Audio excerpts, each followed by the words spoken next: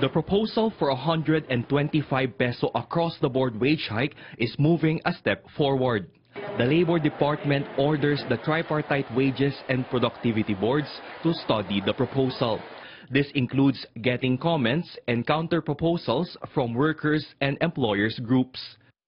Kailangan i-review mo naman ako kasi kung magkano at saka sino, across the board ba o ano. Kailangan meron, and you have to consult also management kasi they will be the most affected by any increase in wages.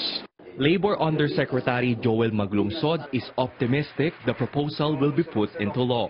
The wage hike will help those living hand-to-mouth meet their daily needs. Maglungsod says this will not put a heavy burden on employers and business owners. Kung titingnan mo sa total production cost ng isang produkto, no? Pinakamataas na doon yung 10 to 15% yung total labor cost. But the Employers Confederation of the Philippines vows to prevent the wage hike at all cost. ECOP President Donald D. says this will repel foreign investors from the country just like in the past. We should not start making people nervous by coming up with all kinds of other things which will complicate the environment. D adds the wage hike will hit hardest the local and small medium enterprises. Emma Gonyo, who co-owns a dog shop in Mandaluyong, says the wage hike is just too high to afford.